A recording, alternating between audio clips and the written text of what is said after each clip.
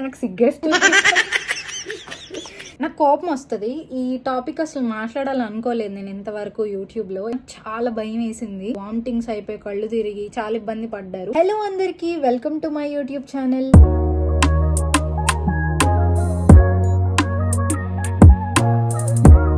So చాలా మంది ఇప్పటికీ చాలా రకాలైనటువంటి క్వశ్చన్స్ అడిగారు. అందులో ఎక్కువగా అడిగిన ఒక 10 క్వశ్చన్స్ని నేను ఆన్సర్ చేస్తాను. మోస్ట్లీ అన్నీ కవర్ అయిపోతాయి.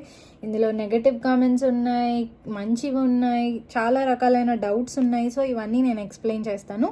వీడియోని చివరిదాకా అయితే చూడండి. ఇంకా లేట్ చేయకుండా వీడియోని అయితే స్టార్ట్ చేసేద్దాం. ఫస్ట్ క్వశ్చన్, అక్క what's your job in Japan? జపాన్లో నేను ఐటీ సపోర్ట్ ఇంజనీర్గా వర్క్ చేస్తున్నాను. ఒక జాపనీస్ ఫిన్టెక్ కంపెనీలో వర్క్ చేస్తున్నాను. ఒక 6 months ముందే జాయిన్ అయ్యాను. సో అక్కడే పని చేస్తున్నాను. ఇది నా రెండో కంపెనీ అండి. నాకు 4 years ఎక్స్పీరియన్స్ ఉంది ఐటీలో. ఫస్ట్ 3.5 years అప్లికేషన్ డెవలపర్గా ఒక కంపెనీలో చేశాను. తర్వాత వేరే కంపెనీకి స్విచ్ అయ్యి ఇప్పుడు ఐటీ సపోర్ట్ ఇంజనీర్గా ఉన్నాను అనమాట. ఇంకా నా ఫ్యూచర్లో నేనైతే జాపనీస్ ఇంప్రూవ్ చేసుకొని ఇక్కడే ఒక మంచి కంపెనీలో జాయిన్ అవుదాం, స్విచ్ అవుదాం అని అనుకుంటున్నాను. ప్రెసెంట్ అయితే జాపనీస్ని ఇంప్రూవ్ చేసుకుంటున్నాను. నాకైతే N4 level of Japanese speaking ఉంది. N3కి ప్రిపేర్ అవుతున్నాను. కరెంట్లీ నా కంపెనీలో నా జాబ్ రిక్వైర్మెంట్లో జాపనీస్ లేదు కాబట్టి just continuing my other learnings. So this is my job profile. Second question వచ్చేసి నా ఏజ్ అడుగుతున్నారు. అలాగే నేను జపాన్ వచ్చి ఎన్ని ఇయర్స్ అయిందని అడుగుతున్నారండి. సో నా ఏజ్ ఇప్పుడు 24.5, 2000 బార్న్. నేను 21 ఉన్నప్పుడు నేను ఇండియాలో ఒక జాపనీస్ కంపెనీలో జాయిన్ అయ్యాను. అక్కడ నుంచి 1 year అక్కడ పనిచేసి 22 ఉన్నప్పుడు జపాన్ వచ్చి ఇక్కడ ఒక సంవత్సరంన్నర చేసి మళ్ళీ ఇండియా వెళ్ళి రీసెంట్గా మళ్ళీ ఇంకొక కంపెనీలో జాయిన్ అయ్యి వచ్చాను అనమాట. నాకు జపాన్ అంటే చాలా ఇష్టం. సో ఇక్కడ ఉందాం అనుకొని జాబ్ ట్రయల్స్ చేసుకొని ఒక జాబ్ వచ్చిన తర్వాత ఇక్కడికి వచ్చాను. ఫ్యూచర్లో మంచిగా జాపనీస్ నేర్చుకొని నాకు కెరియర్ స్కోప్ ఎక్కువగా జపాన్లో ఉందని అనుకుంటే కనుక maybe I will continue here for the next 5 or 10 years. So ఇది నా age and other details. Third question వచ్చేసి, వీడియోస్ దేంట్లో షూట్ చేస్తారు మేడం? అలాగే ఇంకొక కమెంట్ సేమ్ ఇలాంటిదే. మీరు వీడియో షూట్ చేసేటప్పుడు జపాన్ వాళ్ళు ఏమనరా? లైక్ పర్మిషన్ తీసుకోవాలా ఆర్ డైరెక్ట్ షూట్ చేయొచ్చా? ఫస్ట్ వీడియోస్ దేంట్లో షూట్ చేస్తానని చెప్తాను. నా దగ్గర ఫోన్ ఉందండి, iPhone 15 Plus. అదే యూజ్ చేస్తున్నాను 2 yearsగా. అందులోనే రికార్డ్ చేస్తున్నాను. ఇప్పుడు సెల్ఫీ ఎప్పుడు నేను వీడియోస్ ఎప్పుడు చేసినా మోస్ట్లీ సెల్ఫీలు పెడతాను. సెల్ఫీలో రికార్డ్ చేసుకుంటాను అనమాట. పెద్దగా ఎక్కువగా ఏముండవు. చిన్న ట్రైపాడ్ ఉంటుంది నా దగ్గర, ఎప్పుడైనా ట్రావెల్కి వాటికి వీటికి యూజ్ అవుతుంది. అలాగే నేను ఒకవేళ వెనక నుంచి తీయాలి, రూమ్ మొత్తం చూపించాలి, అలాంటి వాటికి ట్రైపాడ్స్ యూజ్ చేస్తాను. మోస్ట్లీ ఫోన్ని గోడకో లేదంటే ఇక్కడ ఒక చిన్న స్టాండ్ లాంటిది ఉంది, దానికి పెట్టి రికార్డ్ చేస్తాను అనమాట. జపాన్లో టూరిజం అనేది చాలా ఎక్కువ. ఇక్కడ ఫారినర్స్ తిరుగుతూనే ఉంటారు. వచ్చిన వాళ్ళంతా వీడియోస్ అవన్నీ రికార్డ్ చేస్తూనే ఉంటారు కాబట్టి ఇక్కడ ఉన్న వాళ్ళందరికీ ఇది అలవాటు అయిపోయింది. కానీ కొన్ని ప్లేసెస్ ఉంటాయి అన్నమాట, టూరిస్ట్ ప్లేస్లు. అక్కడ రికార్డ్ చేయొద్దు అని చెప్పినప్పుడు వాళ్ళ కల్చర్ని ప్రొటెక్ట్ చేసుకోవడానికి రికార్డ్ చేయొద్దు అని చెప్తారనమాట. అలా చెప్పినప్పుడు చేస్తే కనుక సివియర్గా ప్రాబ్లమ్స్ అనేవి ఫేస్ చేయాల్సి ఉంటుంది. నార్మల్గా అయితే నేను ఎక్కడికి వెళ్ళినా కూడా రికార్డ్ చేస్తాను. నాకు ఎటువంటి ప్రాబ్లం అయితే ఇంతవరకు రాలేదు.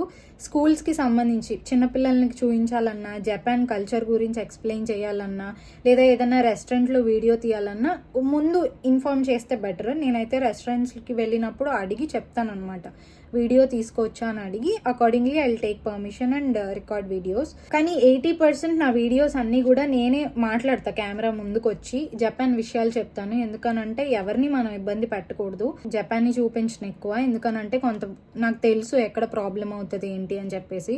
కాబట్టి నేను మోస్ట్లీ రికార్డ్ చేయను. కానీ టూరిస్ట్ ప్లేసెస్ ఉంటాయి కదా, టూరిస్ట్ ప్లేసెస్ కానీ ఎక్కడికైనా బయటికి వెళ్ళినప్పుడు కానీ అందరూ వీడియోస్ ఫొటోస్ తీస్తారు జాపనీస్ వాళ్ళతో సహా.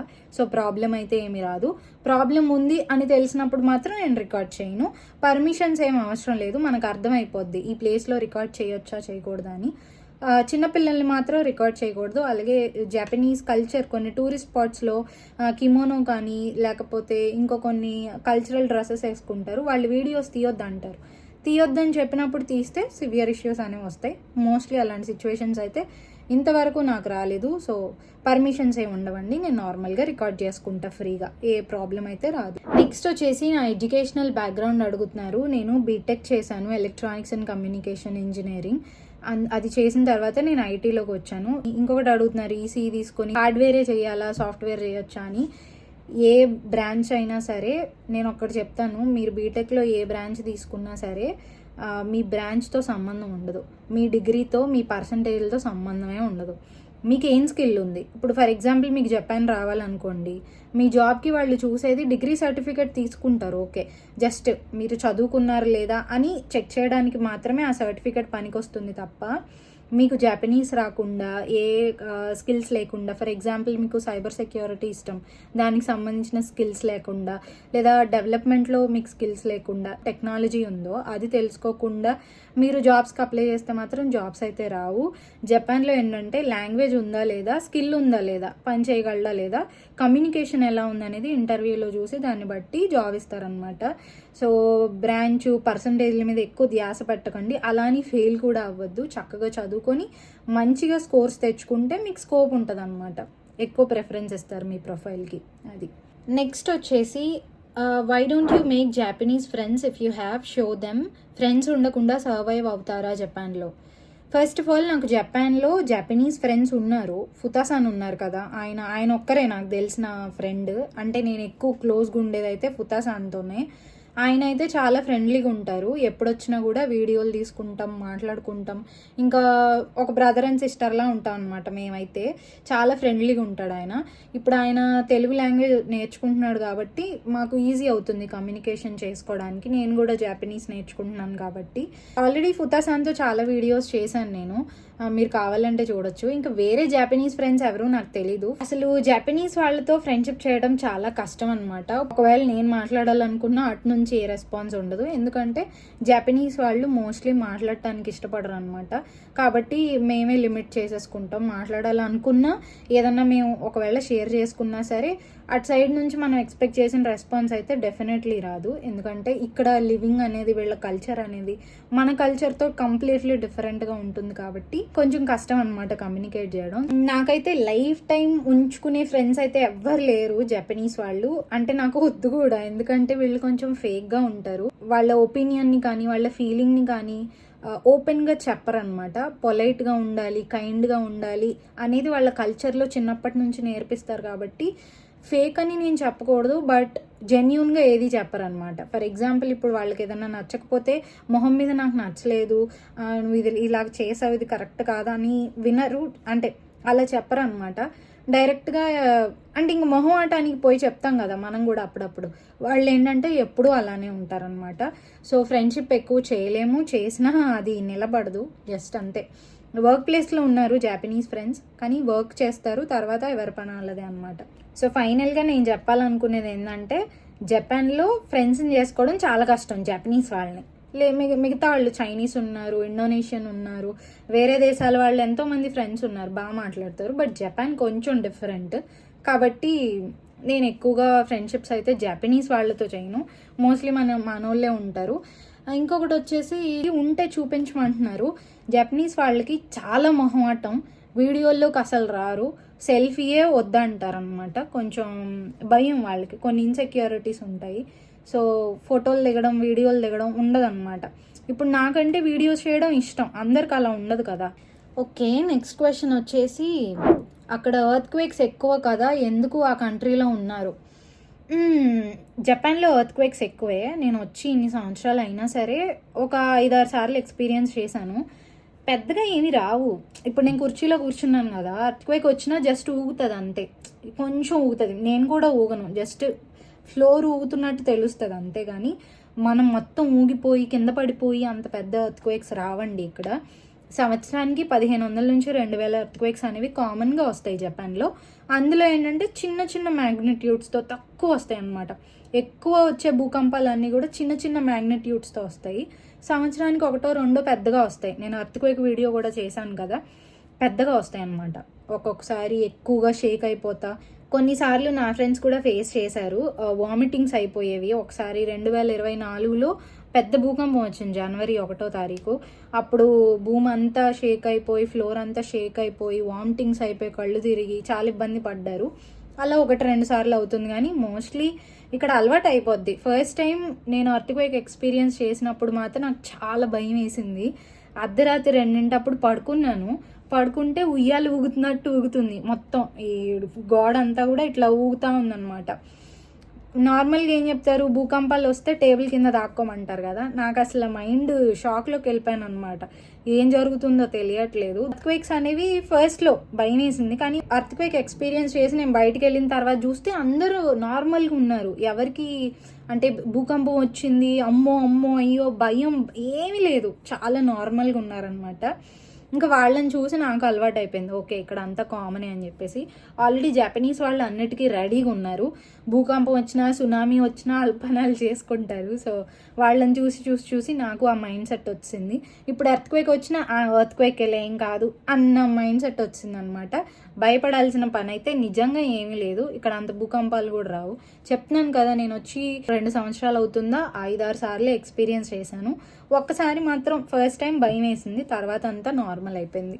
అది ఓకే. నెక్స్ట్ క్వశ్చన్ కాదు, కొన్ని కాంప్లిమెంట్స్ అనమాట. ఈ క్వశ్చన్ అండ్ ఆన్సర్ సెషన్ మరీ బోరింగ్గా ఉండొద్దు అని చెప్పి కొన్ని కాంప్లిమెంట్స్ కూడా తీసుకున్నాను. చాలామంది నాకు ఎక్కువగా కాంప్లిమెంట్ చేసేది ఏంటంటే నా వాయిస్ బాగుంటుందని చేస్తారు. థ్యాంక్ యూ సో మచ్ అండి. నిజంగా నా వాయిస్ అంటే నాకు ఇష్టం ఉండదు, బండగా ఉంటుందని నేను అనుకుంటాను, కానీ నేను సాంగ్స్ పాడతాను, వీడియోస్ చేస్తాను. సరే, కాంప్లిమెంట్తో పాటు 1-2 మెసేజ్ చూశాను, అది నేను ఇక్కడ నోట్ చేశాను. ఏంటంటే, అక్క మీ అప్పర్ లిప్ అండ్ లోవర్ లిప్కి అంత కలర్ డిఫరెన్స్ ఎందుకు ఉంది అంట. యాక్చువల్గా మీరు గమనిస్తే ఈ లిప్ ఏదైతే లోవర్ లిప్ ఉందో అది ఇలా ముందుకుంటుంది, చిన్నప్పటి నుంచి ఉంది నాకు అలాగా. ఇది అలా ఉండదు, నార్మల్గా అందరిలాగే ఉంది కాబట్టి డిఫరెన్స్ తెలుస్తుంది. ఇది ఒక ఇలా ఉండాలి, కొంచెం ఇలా ఉంటుంది అనమాట. అంటే ఇలాంటి క్వశ్చన్స్ అడిగితే ఎలా చెప్తాం? ఇప్పుడు నల్లగా ఉన్నోడి దగ్గరికి వెళ్ళి నువ్వు నల్లగా ఎందుకు ఉన్నావంటే, లేదా తెల్లగా ఉన్నోడి దగ్గరికి వెళ్ళి తెల్లగా ఎందుకు ఉన్నావంటే, దేవుడు అలా పుట్టిస్తాడు కొంతమందిని, అంతే. ప్రతిదానికి మనం క్వశ్చన్ చేసుకొని అబ్జర్వ్ చేసి, అంటే మనకి మనుషుల మెంటాలిటీ ఎలా తయారైందంటే, పనికి మాలిన థింగ్స్ ఏవైతే ఉంటాయో వాటి మీద ఫోకస్ ఎక్కువ అయిపోయింది, యూస్ఫుల్ థింగ్స్ మీద కాన్సన్ట్రేషన్ ఉండదన్నమాట. ఇప్పుడు ఎవరైనా వీడియో చేస్తున్నారు అనుకోండి, ఆ అమ్మాయి ఎలాంటి స్పెట్స్ పెట్టుకుంది, ఎలాంటి చెవులీలు పెట్టుకుంది, ఎలాంటి రింగ్ పెట్టుకుంది, లేకపోతే మొహం ఎలా ఉంది, ఇవి అబ్జర్వ్ చేస్తారు, కానీ ఏం చెప్తుంది అనేది చూడరు. So your focus should be on the right path, అంతే. నేను సీరియస్గా ఏం చెప్పట్లేదు, చాలా క్యాజువల్గా చెప్తున్నా. ఇలాంటివి నేను పట్టించుకోను, ఎందుకనంటే నేను లైఫ్లో హ్యాపీగా ఉన్నానా లేదా అనేది నాకు ఇంపార్టెంట్. నాకు ఎండ్ ఆఫ్ ది డే నా ఫ్యామిలీని నేను చూసుకోవాలి, నాకు నచ్చింది నేను చేయాలి, నేను హ్యాపీగా ఉండాలి, అది నాకు ఇంపార్టెంట్. పీస్ఫుల్గా ఉండాలి. అలాంటి లైఫ్ నాకు ఒకటి దొరికింది కాబట్టి, దానికోసం నేను కష్టపడుతున్నాను కాబట్టి ఇవన్నీ నేను పట్టించుకోను, చాలా లైట్ తీసుకుంటా. ఇంకా చాలామంది అడుగుతారు నెగిటివ్ కామెంట్స్ని ఎలాగా మీరు హ్యాండిల్ చేస్తారు అని చెప్పేసి. సోషల్ మీడియాకి వచ్చిన డే 1 నుంచి కూడా ఇంతవరకు ఎక్కువ నాకు నెగిటివ్ కామెంట్స్ రాలేదండి.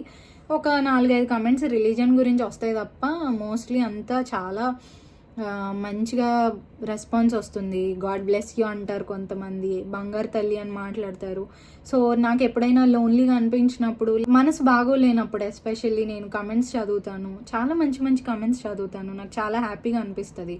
నిజంగా స్ట్రేంజర్స్, మన గురించి ఏమీ తెలీదు, అయినా సరే మనం మంచి కోరుకుంటూ, మనల్ని మోటివేట్ చేస్తూ, మనకు ఒక ధైర్యాన్ని ఇస్తూ, మాటలే మనకి ఇంకేం అవసరం, సహాయం ఇంకేం అవసరం లేదు, మాటలు మంచిగా చెప్తారు. సో నాకు హ్యాపీగా ఉంటుంది. నెగిటివ్ కామెంట్స్ వస్తాయి కదా, ఈ పాజిటివ్ కామెంట్స్ చూసినప్పుడు నాకు ఇంకా నెగిటివ్ కామెంట్స్ లైట్లే అని నవ్వుకుంటా. ఎందుకనంటే మనకు తెలీదు, ఒక్కొక్కళ్ళు ఒక్కొక్క లైఫ్లో ఉంటారు, ఒక్కొక్క సఫరింగ్లో ఉంటారు, ఇదిలో ఏది పడితే అది మాట్లాడతారు. సో ఇప్పుడు వాళ్ళని మనం తిట్టి మళ్ళీ వాళ్ళు మనల్ని తిట్టి గొడవ పెరుగుతుంది, తప్పేం ఉండదు. So I better ignore it. ఒకవేళ అది కరెక్ట్ కాదు, కొంచెం వల్గర్గా వచ్చినాయి అనుకోండి, యూట్యూబ్ మనకి హైడ్ చేసుకోవడానికి, డిలీట్ చేయడానికి ఆప్షన్స్ ఇచ్చింది. సో నేను హైడ్ చేస్తాను. నాకేమన్నా కరెక్ట్గా అనిపించకపోతే, కంటిన్యూస్గా ఇబ్బందిగా ఏమన్నా వస్తుంటే నేను డిలీట్ చేస్తాను. అది.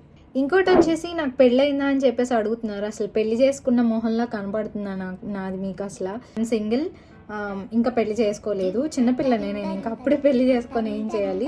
I still have time and నా కెరియర్ మీద నేను ఎక్కువ ఇప్పుడు కాన్సన్ట్రేట్ చేస్తున్నాను. సో పెళ్లి మీద ధ్యాస లేదు. ఒక మంచి పార్ట్నర్ దొరికితే అప్పుడు నేను డెఫినెట్లీ చేసుకుంటా. నాకు సిగ్గేస్తుంది. In the right time everything will happen. So and for now I'm just single. ఈ జనరేషన్ ఆడపిల్లలు అయితే కెరియర్ ఓరియంటెడ్ ఉన్నారు, దానికి చాలా హ్యాపీగా ఉంటుంది నాకు. Marriage is never a problem to me. అస్సలు చేసుకోకుండా ఉండడం అట్లేం లేదు, బట్ రైట్ టైం చేసుకుంటాను. I'm still young now. ఇప్పుడే పెళ్లి చేసుకునే ఆలోచన ఉద్దేశాలు ఏమీ లేవు. బట్ అందరూ ప్రేయర్ చేస్తున్నారు దీని గురించి. ఇఫ్ మంచి మ్యాచ్ వస్తే. ఇంకొకటి, లవ్ మ్యారేజ్ చేసుకుంటారా అరేంజ్ మ్యారేజ్ చేసుకుంటారా అని అడుగుతున్నారు. మీరు మరీ పర్సనల్గా అడుగుతున్నారు కొన్ని క్వశ్చన్స్. నాకు కొంచెం చెప్పడానికి నవ్వొస్తుంది అనమాట, ఏం చెప్పాలో తెలియట్లేదు. లవ్వా అరేంజ్డా అనేది కాదు, రైట్ పర్సన్ ఎవరైతే వస్తారో నాకు అప్పుడే, అంటే ఒక పర్సన్ రైట్ అని నాకు ఎప్పుడు అనిపిస్తే నేను అప్పుడు పెళ్లి చేసుకుంటాను అంతే. అది లవ్ మ్యారేజ్ అవ్వచ్చు, అరేంజ్డ్ మ్యారేజ్ అవ్వచ్చు, ఏదైనా అవ్వచ్చు. రైట్ పర్సన్ అంటే నాకు ఈ వ్యక్తి అన్ని విధాలా కరెక్ట్ అని నాకు అనిపిస్తే డెఫినెట్లీ జరుగుతుంది అంతే. సో దాని గురించి ఎక్కువగా మాట్లాడాలని నేను అనుకోవట్లేదు. ఈ కామెంట్ చూడండి, అసలు ఏం చేస్తున్నావు ఝాన్సీ, అంచెలంచెలుగా సన్నబడుతున్నావు అంట. నా బాడీ టైప్ ఏంటంటే నేను ఏది తిన్నా సరే ఊరికే లావ్ అయిపోతా. ఇప్పుడు మా తమ్ముడు ఉన్నాడు, వాడు ఎంత తిన్నా లావ్ అవ్వడు. ఒక్కొక్కళ్ళది ఒక్కొక్క బాడీ టైప్ ఉంటాయి కదా, రకరకాల బాడీ టైప్స్. సో నాదేంటంటే ఎక్కువ వెయిట్ పెరిగిపోతాను అనమాట ఎంత తిన్నా. నాకు ఫుడ్ అంటే ఎక్కువ ఇష్టం మరి. సో నచ్చింది తింటాను, నచ్చినంత వర్కౌట్స్ చేస్తాను అనమాట. కొంచెం నేను ఎదిగే కొద్దీ ఫ్రెండ్స్ పరిచయం అయ్యి పెద్ద పెద్ద వాళ్ళతో నేను మాట్లాడుతున్నప్పుడు నాకు తెలిసింది ఏంటంటే లైఫ్లో మనకి ఏది ఇంపార్టెంట్, ఫిట్నెస్ ఇంపార్టెంట్, తర్వాత హెల్త్ ఇంపార్టెంట్. సో దాని మీద నేను ఎక్కువ కాన్సన్ట్రేట్ చేయడం స్టార్ట్ చేశాను ఒక 6 months నుంచి. లైఫ్ చాలా పీస్ఫుల్గా హ్యాపీగా ఉంది. నేను చాలా స్ట్రాంగ్ అయ్యాను, ఫిట్ అయ్యాను. వెయిట్ లాస్ అనేది ఎందుకు అవుతారంటే చూడండి, ఇప్పుడు మన ఏజ్కి ఇంత వెయిట్ ఉండాలని ఉంటుంది. 24 ఏళ్ళ ఆడపిల్ల 52 kgs ఉండాలి, లేదా 53 54 kgs ఉండాలి. నేను 65 kgs ఉన్నాను, 10 kgs ఎక్కువ ఉన్నాను. సో ఈ హెవీ వెయిట్ అనేది ఎక్కడి నుంచి వస్తుందంటే ఫ్యాట్, బాడీలో ఫ్యాట్ ఉండిపోయింది. ఫ్యాట్ పెరిగిపోతున్నప్పుడు బాడీలో దాన్ని కరిగించుకోవాలి, ఏది పడితే అది తింటాం కదా, ఫ్యాట్ బాడీలో స్టోర్ అయిపోయి మనం లావ్ అయిపోతూ ఉంటాం. పట్టించుకోలేదు అనుకోండి, చెడ్డ అలవాట్లు అలాగే కంటిన్యూ అవుతాయి. అదే కొంచెం పట్టించుకొని చేసామంటే మన హ్యాబిట్లా మారిపోతాయి. ఇప్పుడు నేను కూడా చక్కగా జిమ్ చేసుకుంటూ నాకు నచ్చింది తింటా, ఏది పడితే అది తింటా, కానీ ఎలా తినాలో అలాగే లిమిట్లో తింటాను, చక్కగా బ్యాలెన్స్ చేసుకుంటున్నాను అనమాట. అది నన్ను చూసి చిక్కిపోయాను అంటున్నారు. నేను చిక్కిపోలేదు యాక్చువల్గా. ఇంకా నేను హెల్దీగా ఉన్నా, ఫిట్గా ఉన్నాను, నచ్చింది తింటా, హెల్దీగా తింటా అంతే. ఇప్పుడు అందరికీ హెల్దీ ఫుడ్ అంటే ఒక డైట్ లాగా అనమాట. అన్హెల్దీ ఫుడ్ అంతా ఇక డైలీ లైఫ్ లాగా అయిపోయింది. సో హెల్దీ ఫుడ్నే డైలీ లైఫ్లా పెట్టుకోండి, మీరు కూడా సన్నబడతారు, చిక్కిపోరు, అప్పుడు ఇంకా ఆరోగ్యంగా ఉంటారు. మన ఫేస్ ఇలానే ఉండాలి, ఇంకా చబ్బీగా అలా ఉంటే ఏంటంటే ఫ్యాట్, అదంతా ఎక్స్ట్రా ఫ్యాట్ అంతే బాడీలో, అన్హెల్దీ అది.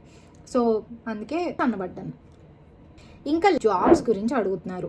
నేను నా ఇన్స్టాగ్రామ్ పేజ్ ఓపెన్ చేయండి, మీ అందరికీ ఇన్స్టాగ్రామ్ ఉంటుంది కదా, ఇన్స్టాగ్రామ్లో సెర్చ్లోకి వెళ్ళి ఝాన్సీ ఇన్ జపాన్ అని కొట్టండి, నా పేజ్ వస్తుంది. నా పేజ్లో బయో ఉంటుంది, ఒక లింక్ ఉంటుంది క్యాన్వా అని చెప్పేసి. ఆ లింక్ ఓపెన్ చేస్తే జాబ్కి సంబంధించిన డీటెయిల్స్, మాస్టర్స్కి సంబంధించిన డీటెయిల్స్ అన్నీ ఇచ్చాను.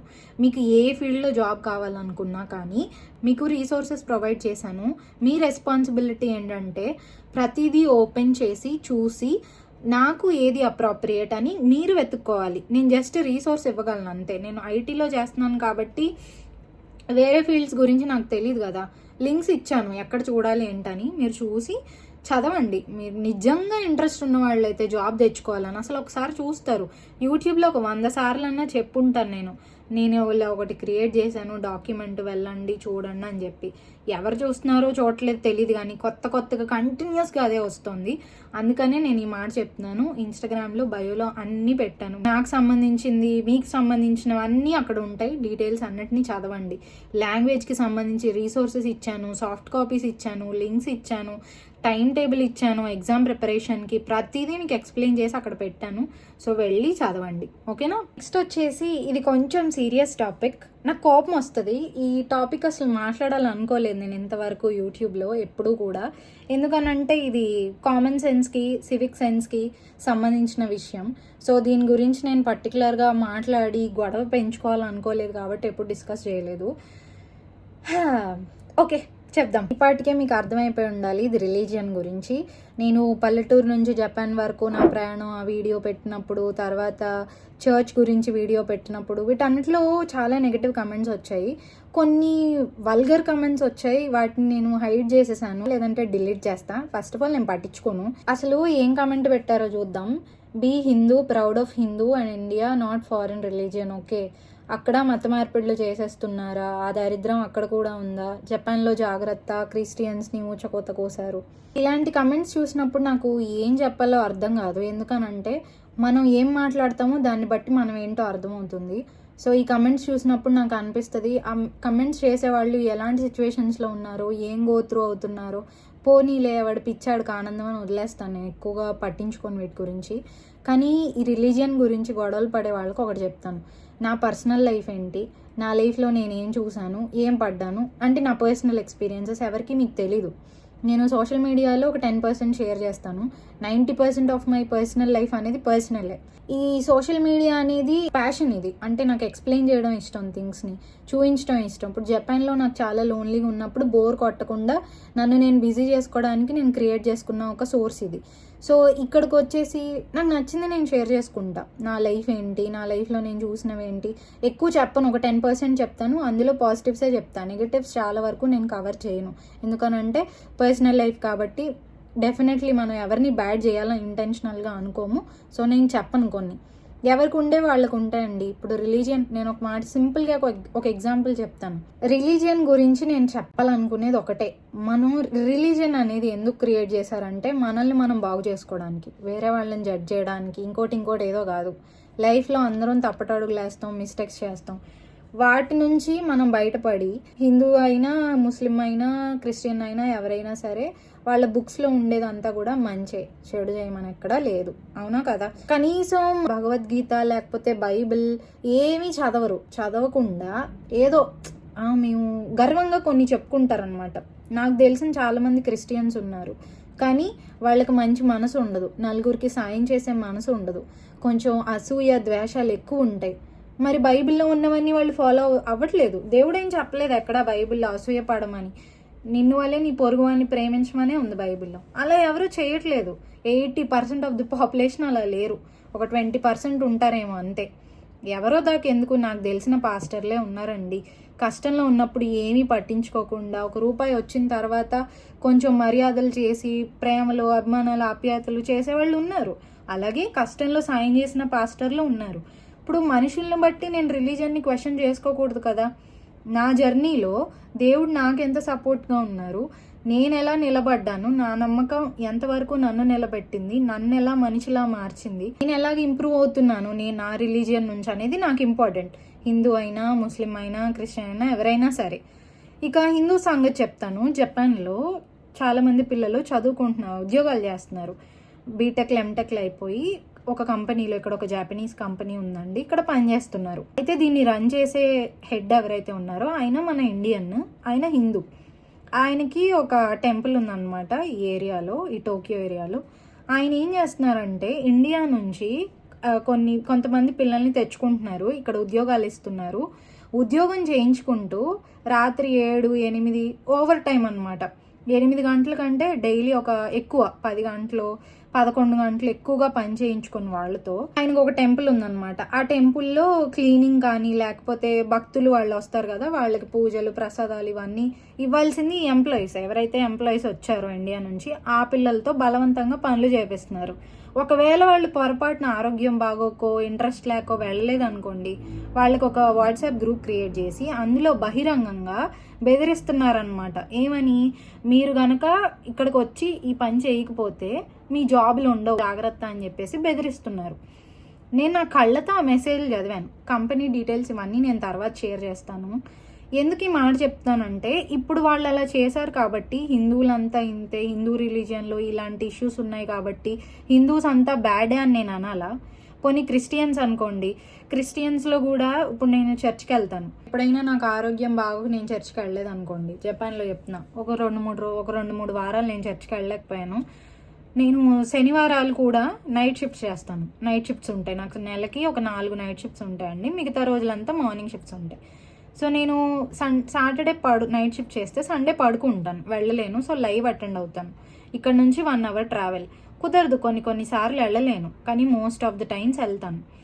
చర్చ్లో పరిస్థితి ఎలా ఉందంటే, జపనీస్ వాళ్ళే నేను చెప్తున్నాను, చర్చ్లో పరిస్థితి ఎలా ఉందంటే, సరే 2-3 వారాల తర్వాత అయ్యో నేను చర్చ్కి వెళ్ళలేకపోయినాను బాధపడుతూనే వెళ్ళాను. ఒక వారం వెళ్ళిపోయిన తర్వాత మళ్ళీ ఇంకొక వారం కూడా చర్చ్కి అటెండ్ అయ్యాను. నన్ను చూస్తున్నారు చర్చ్లో వచ్చిన వాళ్ళంతా. నార్మల్గా చర్చ్కి ఎవరైనా వెళ్ళట్లేదు అనుకోండి, ఏం చేయాలి, చెప్పాలి పరిస్థితులు ఇలా ఉన్నాయా ఏంటి కనుక్కొని ప్రేయర్ చేసి ఓకే ఏం కాదు అని మంచిగా చెప్పాలి. వాళ్ళు ఏం చేస్తారో తెలుసా, నన్ను ఒక స్టోర్కి తీసుకెళ్ళి maybe you can take a break from social media, లేకపోతే మీరు వర్క్ మానేశారా, లేదు కదా అంటే దెబ్బి పడడం అన్నమాట. మనుషులు ఎలా ఏ బాధల్లో ఉన్నారు ఏ ఇబ్బందుల్లో ఉన్నారు వాళ్ళకి అనవసరం, ఏది పడితే అది మాట్లాడతారు. ఇప్పుడు దాన్ని బట్టి క్రిస్టియానిటీ తప్పని నేను అనకూడదు. రిలీజియన్ ఎప్పుడు కూడా క్వశ్చన్ చేయకూడదు. అది ఏదైనా సరే, మీరు ఏదో ఇన్స్టాగ్రామ్లోనో వాట్సాప్లోనో 4 పిచ్చి వీడియోలు చూసేసి వచ్చేసి ఇలా కమెంట్లు పెడితే కరెక్ట్ కాదు. ఎవరి రిలీజియన్లో ఎవరు నేర్చుకునేది వాళ్ళు నేర్చుకుంటారు. క్రిస్టియన్స్ అని చెప్పుకునే వాళ్ళు ఎవ్వడు మంచిగా లేడు, హిందూస్ అని చెప్పుకునేవాడు ఎవ్వడు మంచిగా లేడు. ఎక్కడో ఉంటారు కొంతమంది రేర్గా, కైండ్గా, సపోర్టివ్గా, హెల్ప్ఫుల్గా, మంచి మనసుతో ఉంటారు. అలా ఉండగలిగి మనల్ని మనం ఇంప్రూవ్ చేసుకోగలిగితే చాలు. అంతకు మించి ఓవర్గా వెళ్ళిపోయి జడ్జ్ చేసేసి వేరే వాళ్ళని అది కరెక్ట్ కాదు. ఇంకొకటి వచ్చేసి, నా వీడియోస్ చూసి బొట్టు పెట్టుకోండి అని అంటారు. యాక్చువల్గా నేను బొట్టు పెట్టుకుంటాను. మీరు చూస్తే కొన్ని వీడియోస్లో నేను బొట్టు పెట్టుకుంటా. బొట్టు అనేది నా రిలీజియన్ని కానీ దేవుడితో నాకున్న రిలేషన్షిప్ని కానీ స్పాయిల్ చేయదు. దేవుడు ఎప్పుడు చూసేది మనసుని. నేను ఒకవేళ బొట్టు పెట్టుకున్నాను అనుకోండి, క్రిస్టియన్స్ ఎందుకు బొట్టు పెట్టుకున్నావు అంటారు. నేను పెట్టుకోలేదు అనుకోండి, హిందూస్ బొట్టు పెట్టుకో అంటారు. అంటే నేను ఒకటి చెప్తాను, Christianity are Hinduism is not about that బొట్టు. ఓకే, దా బొట్టు గురించి కాదు. రిలీజియన్ అనేది ఫిజికల్ అపియరెన్స్ని బట్టి రాదు. దేవుడితో మనకున్న రిలేషన్షిప్, మన మనసు ఎలా ఉంది, ఎవరికైనా కష్టం వచ్చినప్పుడు ఏమైనా చేయగలుగుతున్నామా, మన మనసుని మనం ఎలా ఉంచుకుంటున్నాం, మనల్ని మనం ఎలా ఇంప్రూవ్ చేసుకుంటున్నాం అనే దాంట్లో ఉంటుంది. ఫిజికల్గా నేను అందంగా ఉన్నానా, తెల్లగా ఉన్నానా, బొట్టు పెట్టుకున్నానా, చెవులు అన్ని జ్యువెలరీ పెట్టుకున్నానా, వీటిని బట్టి కాదు. నేను పెట్టుకుంటా. నేను ఎప్పుడైనా శారీస్ కట్టుకొని జ్యువెలరీ పెట్టుకున్నప్పుడు నాకు నచ్చినప్పుడు నేను పెట్టుకుంటా. ఎప్పుడు ఒకేలాగా కనపడాలని నేను అనుకోను. నాకు నచ్చింది నేను చేస్తా. చాలామంది హిందూ పిల్లలు కూడా బొట్టు పెట్టుకోరు. అది ఇప్పుడు అంటే మీరు అనొచ్చు కల్చర్ని రెస్పెక్ట్ చేయాలి అది ఇది అని చెప్పేసి, బట్ అది అందరి పర్సనల్ చాయిస్. అది ఎవరిష్టం వాళ్ళది. దాన్ని ఫోర్స్ చేసి అడిగి చేయకూడదు. క్రిస్టియన్స్ అయినా సరే బొట్టు పెట్టుకుంటే తప్పు కాదు. బొట్టు పెట్టుకున్నా అలంకరణ చేసుకున్నా ఓకే. బైబిల్లో కొంతమంది వర్సులు తీసి పెడతారనమాట, అలంకరణ చేసుకోకూడదు, అది చేయకూడదు, ఇది చేయకూడదు అని. ఒకళ్ళని జడ్జ్ చేయొద్దు. దేవుడు చూసేది మన మనస్సుని. మనకి ఆయనతో రిలేషన్షిప్ ఎలా ఉంటుంది. Religion is all about changing hour cells, అంతే. మనల్ని మనం మార్చుకోవడానికి మనకి అందుబాటులో ఉన్న కొన్ని స్పిరిచువల్ థింగ్స్ని మనం ఫాలో అవ్వాలి. అది అందరి పర్సనల్ చాయిస్. మీరు ఇది చెయ్యాలి అది చెయ్యాలా అనకూడదు. దరిద్రం అంట, ఊచకోతకు వస్తారు ఏంటి కమెంట్స్. మైండ్ సెట్ని సరిగ్గా పెట్టుకోండి. రిలీజియన్ అనేది ఓకే, హిందూయిజం అయినా క్రిస్టియన్స్ అయినా. నాకు ఫ్రెండ్స్ ఉన్నారు. ఇప్పుడు నేను నా ఫ్రెండ్ వాళ్ళ ఇంట్లోనే ఉన్నా.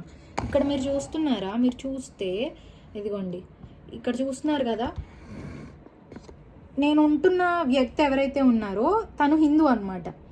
మాకేం ఉండవు, మాకు మేము చాలా హ్యాపీగా ఉంటాం. నాకు తెలిసిన ఫ్రెండ్స్ పుట్టపర్తిలో చదువుకొని వచ్చిన పిల్లలు ఉన్నారు.